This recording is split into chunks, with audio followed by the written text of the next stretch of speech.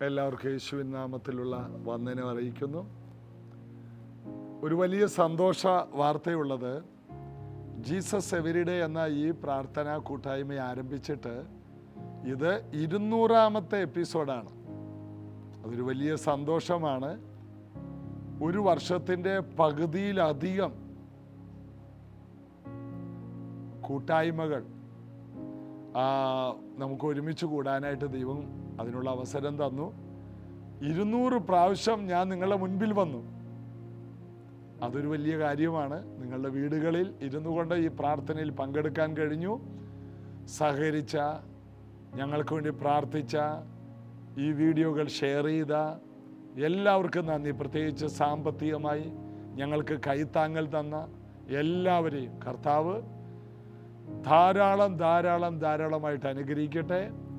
നമുക്ക് പുതിയ പുതിയ ആത്മീക തലങ്ങളിലേക്ക് കയറാൻ ഈ പ്രാർത്ഥന ഇനിയും കാരണമാകും. എല്ലാവർക്കും പ്രത്യേകമായി ഒരിക്കൽ കൂടി നന്ദി പറയുന്നു. യേശുവിൽ നമുക്ക് വിശ്വസിക്കാം. യേശു എന്നും നമ്മോട് കൂടെയുണ്ട്. അവൻ ഇന്നലെയും ഇന്നും എന്നേക്കും മാറ്റമില്ലാത്ത കർത്താവാണ്. കർത്താവിൻ്റെ അമിത ബലത്തിൽ ആശ്രയിക്കുക. നമുക്ക് കഴിയാത്ത കാര്യങ്ങൾ യേശുവിൽ ആശ്രയിച്ച് നമുക്ക് അത് സ്വന്തമാക്കാൻ കഴിയും. യേശു പറഞ്ഞു, നിങ്ങൾ എൻ്റെ നാമത്തിൽ പിതാവിനോട് ചോദിക്കുന്നതൊക്കെയും ഞാൻ നിങ്ങൾക്ക് ചെയ്തു തരും. നിങ്ങളുടെ സന്തോഷം പൂർണ്ണമാകും വണ്ണം ഞാൻ നിങ്ങൾക്ക് ചെയ്തു തരും. യേശുവിലൂടെ നമ്മുടെ സന്തോഷം പൂർണ്ണമാകും. ഇന്ന് പലരുടെയും മുഖത്ത് ഒരു സന്തോഷമില്ലായിരിക്കാം. ജീവിത സാഹചര്യങ്ങൾ സന്തോഷിക്കാൻ പറ്റിയതല്ലായിരിക്കാം. തളരരുത്. യേശു പറഞ്ഞു, എൻ്റെ നാമത്തിൽ ഞാൻ നിങ്ങൾക്ക് ചെയ്തു തരുന്നത്, പിതാവിനോട് ചോദിച്ച് വാങ്ങിത്തരുന്നത്, നിങ്ങളുടെ പ്രാർത്ഥനയിലൂടെ ഞാൻ സാധിപ്പിച്ചു തരുന്നത് നിങ്ങളുടെ സന്തോഷം പൂർണ്ണമാകുമെന്ന്. ഈ ഭൂമിയിൽ നമ്മൾ ജീവിക്കുന്നത് നമ്മുടെ സന്തോഷം പൂർണ്ണമാകാനാണ്. അത് സ്വർഗത്തിൽ ചെല്ലുമ്പോൾ മാത്രമല്ല, അത് പൂർണ്ണതയുടെ സ്ഥലമാണ്. ആ കാര്യമല്ല യേശു പറഞ്ഞത്. ഈ ഭൂമിയിൽ നിങ്ങൾ പിതാവിനോട് ചോദിക്കുന്നതൊക്കെ ഞാൻ നൽകിത്തരും. നിങ്ങളുടെ സന്തോഷം പൂർണ്ണമാകും വണ്ണം ഞാൻ നിങ്ങൾക്ക് നൽകിത്തരും. കുടുംബജീവിതത്തിൽ സന്തോഷം പൂർണ്ണതയുള്ളതാക്കി മാറ്റും. തലമുറയെക്കുറിച്ച് സന്തോഷം കർത്താവ് പൂർണ്ണതയുള്ളതാക്കി മാറ്റും. യേശുവിൻ്റെ വചനത്തെ ധൈര്യമായി വിശ്വസിച്ചോ, വചനത്തിൽ ധൈര്യമായി ആശ്രയിച്ചു കൊള്ളുക. ഒരിക്കലും നമ്മൾ ലജ്ജിച്ചു പോകില്ല. കർത്താവ് അതിനുള്ള ബലവും കൃപയും നിങ്ങൾക്ക് തന്നിട്ടുണ്ട്.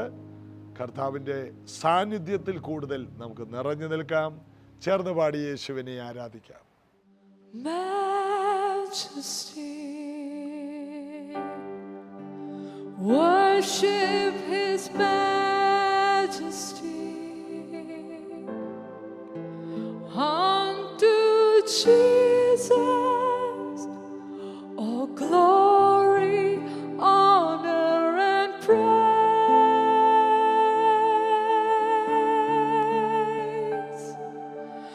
Majesty,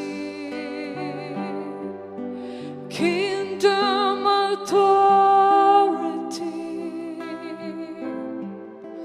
flow from His throne unto His own, His and the reign. So lift up on high the name of Jesus. Magnify, come glorify Christ Jesus the King.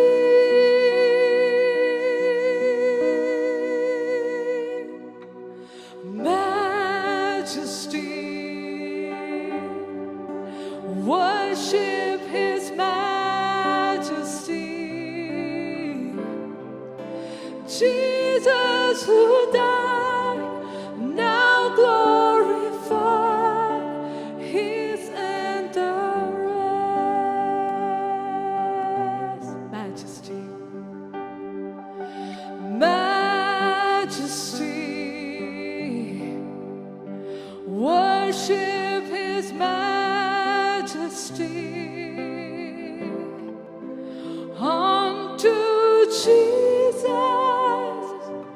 Oh, glory, honor, and praise,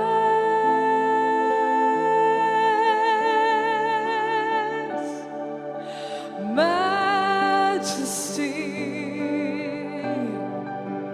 kingdom, authority flows from his throne unto his own, his anthem raise. Soul and soul lift up on high the name of Jesus. Magnify, come glorify Christ Jesus the King.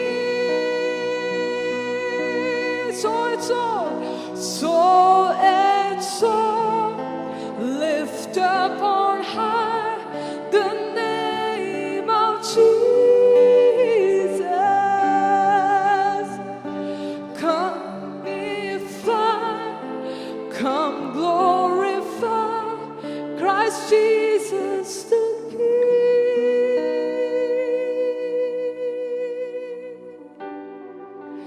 Majesty, worship his majesty. Jesus who died, now glorify, King of all kings.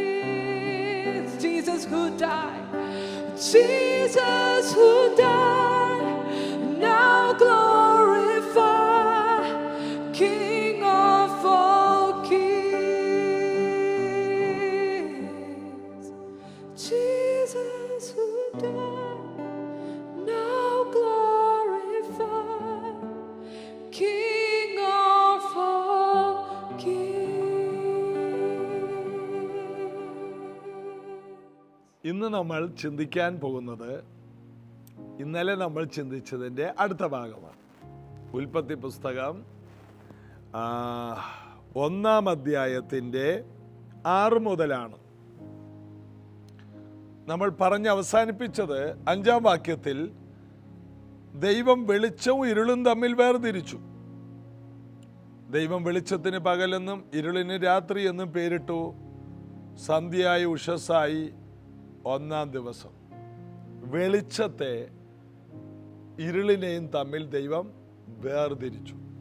എന്നും അറിയണം, നാം വെളിച്ചത്തിൻ്റെ മക്കളാണ്.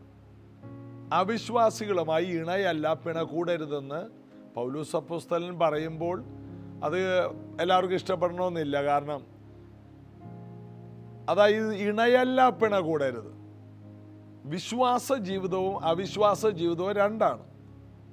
അവിശ്വാസികൾ പറയുന്നത് ദൈവമില്ല, അല്ലെങ്കിൽ ഞങ്ങൾക്ക് അങ്ങനെ യേശുവിനെ ആരാധിക്കാൻ മനസ്സില്ല.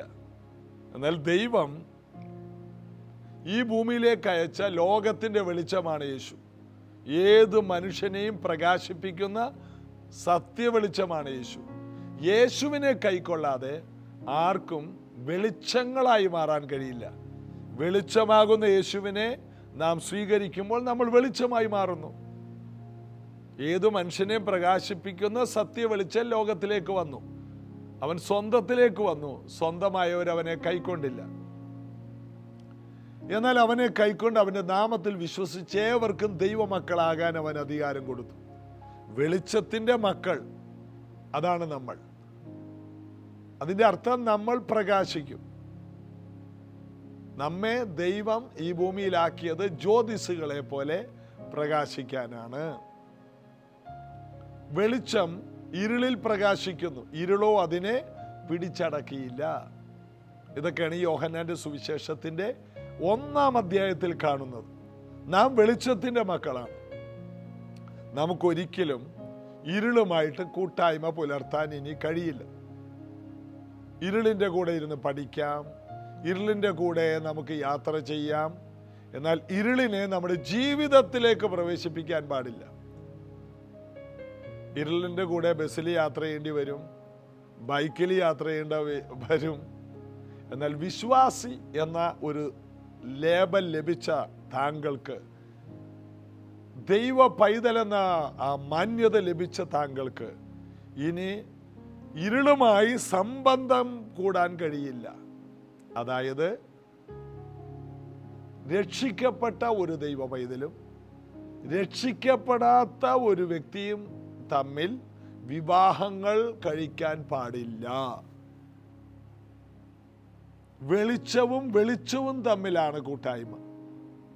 ഈ സത്യങ്ങൾ ഒരു ദൈവ പൈതൽ രക്ഷിക്കപ്പെടുമ്പോൾ തന്നെ ആ വ്യക്തിയിൽ തന്നെ ഈ ബോധ്യങ്ങൾ ദൈവം തരുന്നതാണ്.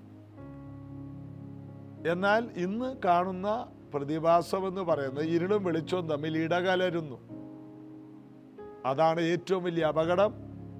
എന്നിട്ട് പറയും, ഞങ്ങൾ കല്യാണം കഴിച്ചിട്ട് ആ വ്യക്തിയെ വിശ്വാസത്തിലേക്ക് കൊണ്ടുവരാൻ വേണ്ടിയാണ്. നടക്കൂല കുഞ്ഞെ.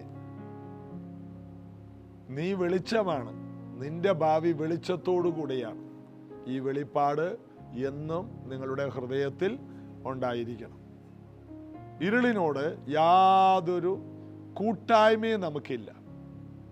ഞങ്ങൾക്ക് കൂട്ടായ്മയുള്ളത് പിതാവിനോടും അവൻ്റെ പുത്രനായ യേശു ക്രിസ്തുവിനോടും ആകുന്നു എന്ന് യോഹന്നാന്റെ ലേഖനം തുടങ്ങുമ്പോൾ യോഹന്നാൻ അപ്പോസ്തലൻ പറയുന്നു. പിതാവിനോടും പുത്രനോടും പരിശുദ്ധാത്മാവിനോടും. അതിൻ്റെ അർത്ഥം വെളിച്ചവുമായിട്ടുള്ളൊരു ഫെലോഷിപ്പ്.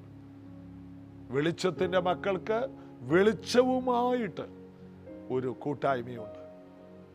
അതിന് വെളിയിലേക്ക് നമുക്ക് പോകാൻ സാധ്യമല്ല. സിംഹം എത്ര പട്ടിണി കിടന്നാലും പുല്ല് തിന്നാറില്ല. എന്താ കാരണം?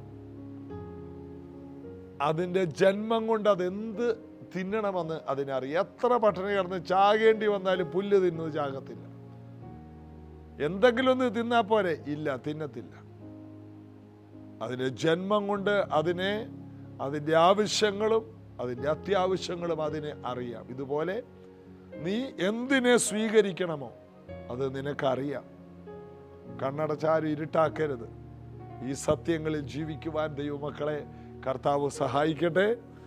6-ാമത്തെ വാക്യത്തിൽ, ദൈവം വെള്ളങ്ങളുടെ മധ്യേ ഒരു വിധാനമുണ്ടാകട്ടെ, അത് വെള്ളത്തിനും തമ്മിൽ വേർപിരിവാകട്ടെ എന്ന് കൽപ്പിച്ചു.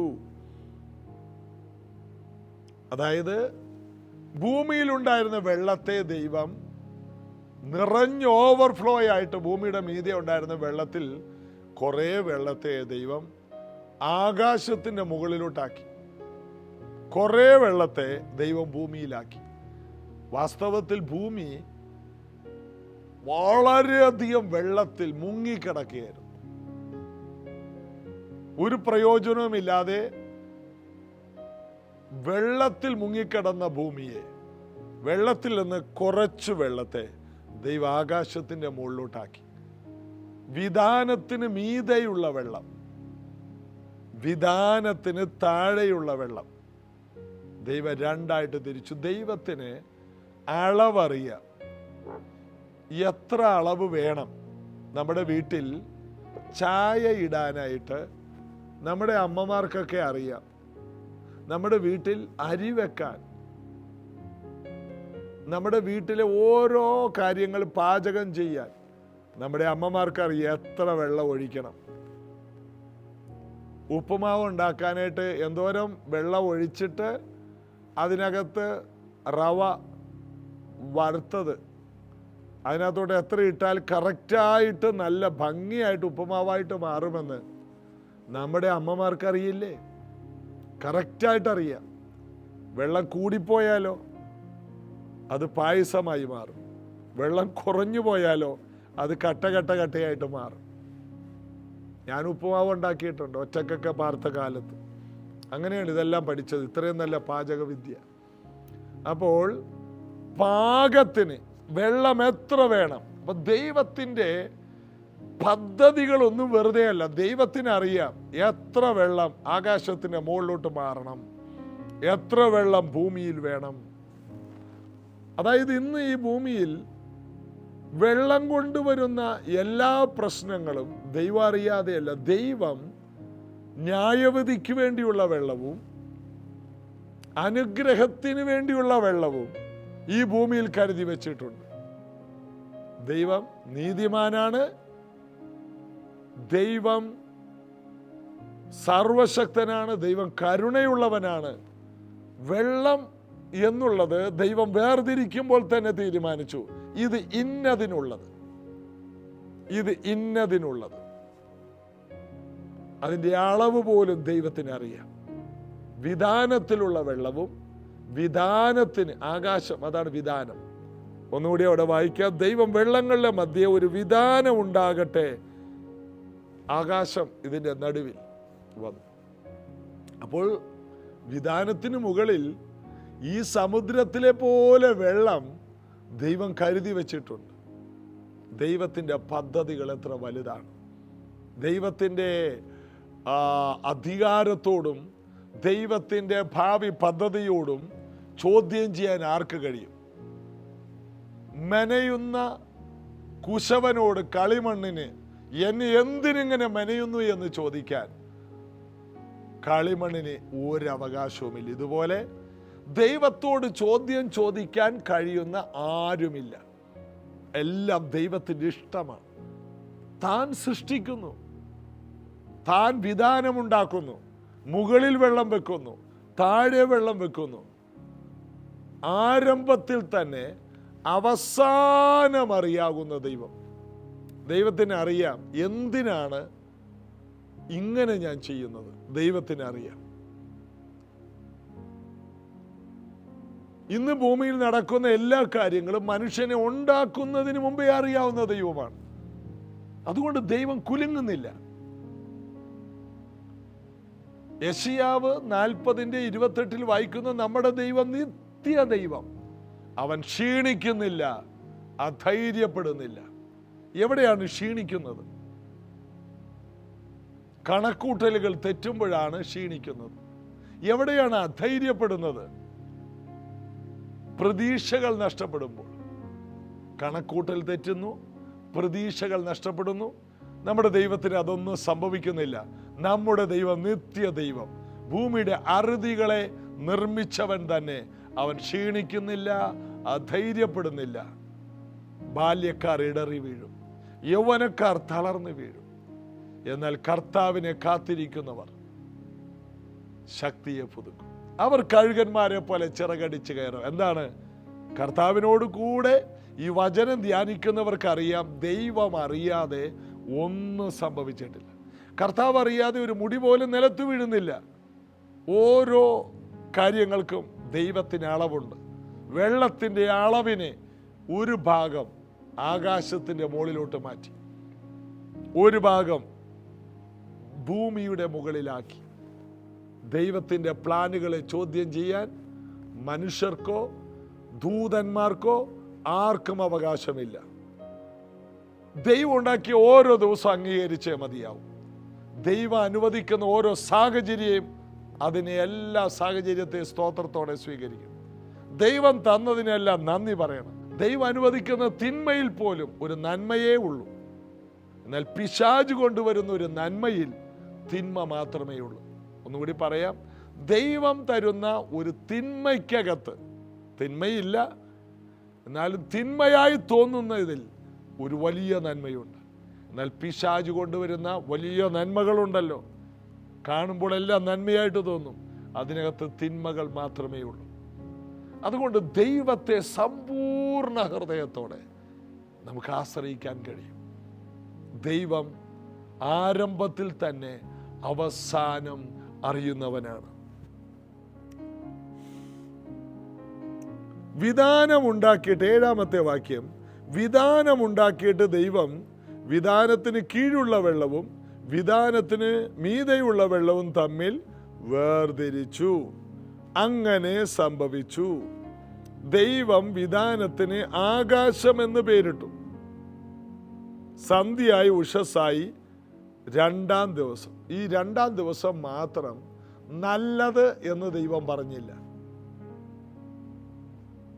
അവിടെ എന്തോ ഒരു ന്യായവിധിയുടെ പദ്ധതികൾ ദൈവം ആവിഷ്കരിച്ചതുപോലെ നമുക്ക് തോന്നും. 1-ാം ദിവസവും 3-ാം ദിവസവും 4, 5, 6 ഇവിടെയെല്ലാം നല്ലത്, ഏറ്റവും നല്ലതെന്ന് ദൈവം പറയുന്നു. ഓരോ ദിവസത്തെ പ്രവൃത്തി.